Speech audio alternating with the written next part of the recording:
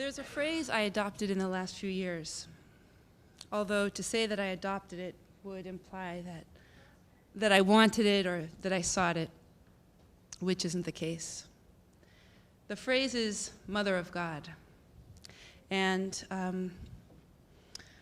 when it spills out of my mouth, almost as if by accident, it sounds like this. Mother of God.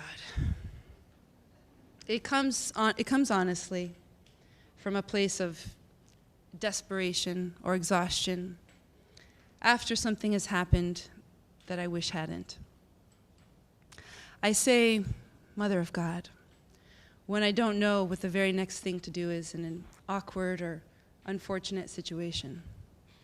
For example, after I discovered my middle son, who was about 3 at the time, attached to our kitchen wall by means of getting his finger stuck in the hole of a metal wall bracket, classic case of small enough to get in, too big to get out. And he's like this, and it's swelling, and he's attached. Mother of God. Or on that morning in November 2016, when I woke up and found out who won the election. The first thing I did was gasp, OMG. Then cry some more. Then, Mother of God. If OMG is the moment of shock or discovery, then Mother of God, MOG, is when it sinks in. The MOG comes when you realize what it's going to take to clean up the mess after the OMG incident. Isn't that what mothers do? Clean up the mess. I don't know where I came up with the phrase. I didn't think it was a real phrase until I Googled it and discovered that it was, and that it probably has to do with the Virgin Mary. Being Jewish explains my ignorance on that subject. But when I hear myself saying, Mother of God, I definitely don't have Mary in mind, or any other virgin. What I do have in mind is this: an old woman, and she's wearing a house coat, and she's standing at the kitchen stove, and she's flipping French toast with a cigarette hanging out of her mouth.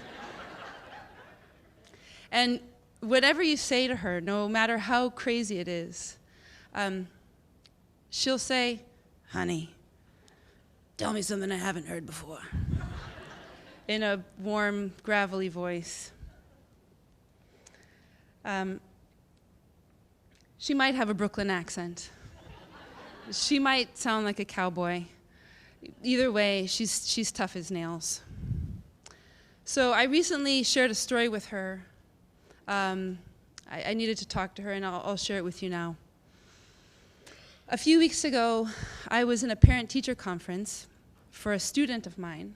I was teaching 2nd grade, and this is one of the nicest kids you'd ever meet, really sweet kid. And I figured the meeting with his parents would go about as easy as these conferences get. I would shower them with glowing remarks and show them his stellar work and tell them he's loved by all, and maybe throw in a good job, parents, and we would all go home happy. And it did start out that way. But after all of the glowing remarks, the father looked at me and said, "Can I ask you a question? Is our son happy at school?" And I could hear something was off in his voice. And I said, "Why do you ask?" And the father hesitates. But the mother jumps right in, and she says, "I'm not going to beat around the bush. Our son is coming home very unhappy. He's crying, he's in a bad mood, and he says he doesn't want to be friends with any of the other boys in the class." Now, I will admit it's a rowdy bunch, And so the fact that this kid is keeping a distance is probably a good idea. But I get it. At the end of the day, a kid needs friends. The mother continues, and she says, I want to tell you about a play date I arranged for my son and two of the boys from class.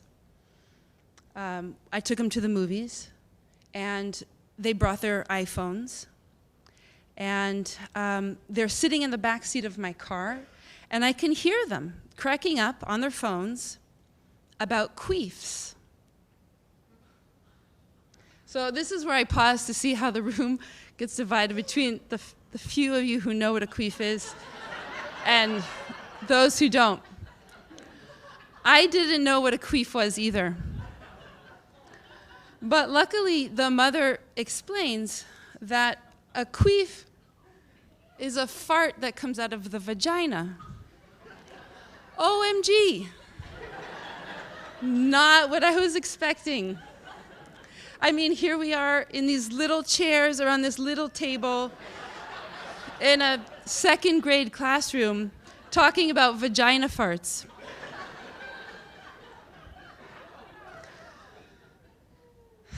So she continues to describe some more highlights from the play date, which include still in the back seat of her car and the boys on their phones, and they're looking up the world's biggest penis, and playing a game called Would You Rather, in which they're being asked questions like, would you rather date someone 10 years older or 10 years younger? I nervously chuckled and pointed out that means they would be dating someone -2. I didn't sleep very well that night, so I called her up. Mother of God, I said, and she was there in her old house coat, standing at the kitchen stove. She's flipping French toast with a cigarette hanging out of her mouth. And she says, honey, pull up a chair, tell me the whole story. I got nothing but time. So I did. I told her how disturbing it is to know that such young children have access to all the worst information at the touch of their fingers. And she looks at me and says, honey, I gotta tell you, big penises and vagina farts aren't the worst thing. I said, I know, but this is second grade, and where do they go from here? I told her how I share his parents' concerns, how I worry about my own young children and what they'll be exposed to, and how little control I have over any of it. I told her how thinking about all of this stuff just makes me angry and worried about the future. Mother of God, I said, what am I going to do? I'm supposed to meet with the parents of the queef boys tomorrow.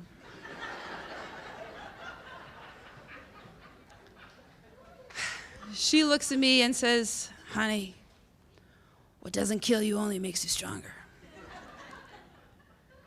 And I realize now, in those moments where I hear myself saying, Mother of God, that what I'm doing is praying, not to God, but to the Mother of God, who's always there in her house coat, flipping French toast with a cigarette hanging out of her mouth, always there to remind me that after the OMG comes the MOG. Thank you. Thank you, Casey. That was great.